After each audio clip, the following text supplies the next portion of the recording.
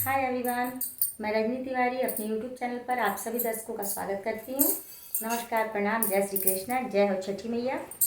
और जैसा कि हम सभी जानते हैं कि हमारा छठ का त्यौहार बहुत ही नज़दीक आ गया है। और ये छठ का त्यौहार सिर्फ हमारे भोजपुरिया समाज और बिहार उत्तर प्रदेश तक अब सीमित नहीं है, ये देश और विदेश हर जगह प्रचलित हो चुका है और इसे लोग श्रद्धा और विश्वास के साथ मना रहे हैं।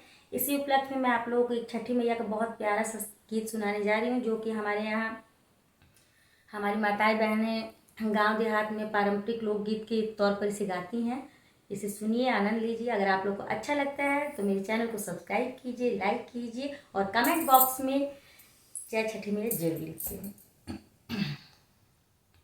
अरे कथी के कोठरियाए दीनानाथ, कथी लागल केवार। अरे कथी के कोठरियाए दीनानाथ, कथी लागल केवार।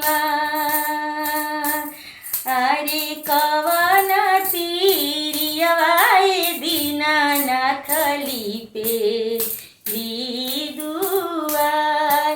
अरे कवन तीरियाए दीनानाथ, लिपे दुआर।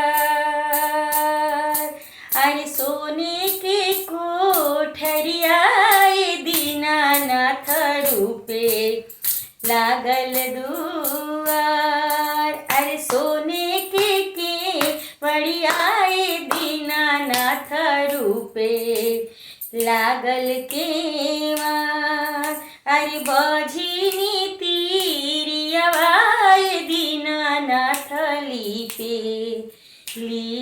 दुआर। अरे बझिनी तीरियाए दीनानाथ, लिपे दुआर। अरे सबा काही बिरियाए दीनानाथ, उगी लेटा हकार। अरे सबा काही बिरियाए दीनानाथ, उगी लेटा हकार। अरे हमारा ही बिरियाए दीनानाथ, उगी ले मालिन।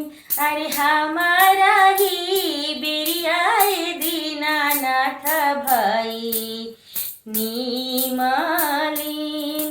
अरे मांगू मांगू आहोए तिरिया, कवन फलवा मांग।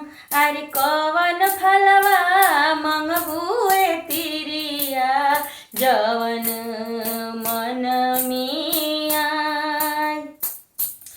अरे कवन फलवा मंगबुए तिरिया, जवन मन भाई।